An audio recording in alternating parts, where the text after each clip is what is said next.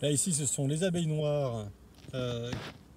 Voilà, donc j'ai récupéré 2 reines l'année dernière d'un conservatoire dans l'Eure en Normandie. Bah écoutez, c'est voilà, ça avance, hein. Pas trop d'activité devant chez elles. Bon, les abeilles noires, c'est généralement des colonies qui sont peu populeuses, hein, durant l'hiver.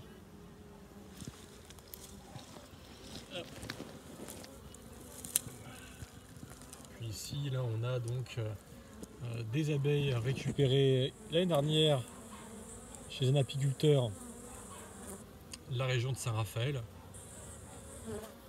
Et elles sont... voilà, c'est des locales, hein, avec une base Buckfast, hein, puis après, avec les fécondations sauvages, hein, ça se décale forcément sur quelque chose d'un peu plus noir, hein, plus foncé, avec plus de caractère également, un peu plus défensif qu'une Buckfast sursélectionnée pour sa douceur. Voilà. Et là, elles sont pas contentes. Faut dire que je suis devant chez elles, hein.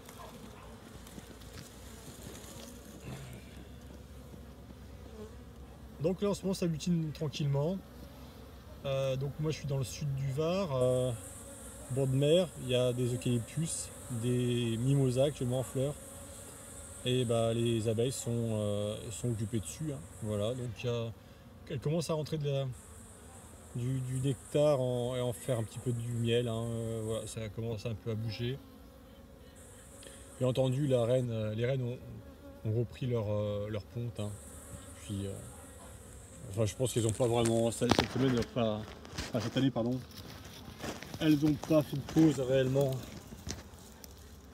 Bon là, tout le monde d'activité. Ah, c'est encore une colonie donc d'abeilles noires, toujours originaire de l'Eure, hein, du conservatoire d'abeilles noires de Normandie. Je pense que je vais reprendre des reines chez eux cette année parce que voilà, j'aime bien. Mais non, après c'est vrai que c'est pas du tout la même apiculture tranquille avec la Buckfast, hein. C'est vrai que là on n'est pas du tout sur le même caractère. Les visites sont plus courtes. On est content d'y aller, puis on est content aussi de refermer la ruche durant certaines journées, hein. Enfin, là ils vont fouiller avec des gants. C'est pas avec la chemise retroussée, hein. Non, ça ne fonctionne pas comme ça. Ok, voilà, donc voilà pour cette petite balade. J'espère que ça vous aura fait plaisir. Voilà, donc actuellement pas grand chose à faire, hein, sur le rucher. Contrôler pour le varroa toujours. Hein, s'il y a plus d'une chute par jour, en chute naturelle, pensez à faire un traitement à l'acide, enfin avec un produit à base d'acide oxalique. Donc un traitement flash pour tuer les varrois phorétiques et diminuer la pression sur les colonies. Hein, parce qu'en ce moment il y a pas mal de problèmes, de risque d'effondrement de colonies lorsque la pression est trop forte. Et puis on évite les ouvertures par curiosité. De toute façon, les jeux sont faits. Là actuellement les ruches rentrent du nectar. On peut toujours éventuellement regarder au niveau du poids, hein, en sous-pesant la colonie, voir si elle est trop légère. Dans ces cas-là, on rajoute du candy, hein, donc c'est du sucre, hein. Alors le sucre candy, lui, il ne va pas stimuler la ponte, hein, il a une fonction qui est comparable au miel en réserve. Voilà, il vient remplacer le miel qu'il n'y a pas.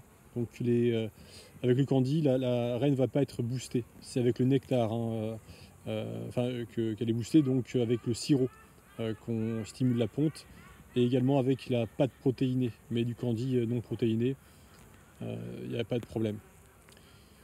Voilà ce qu'on peut dire pour aujourd'hui. Donc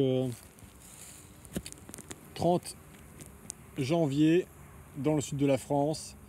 Je vous souhaite à tous une bonne fin de week-end et puis à bientôt.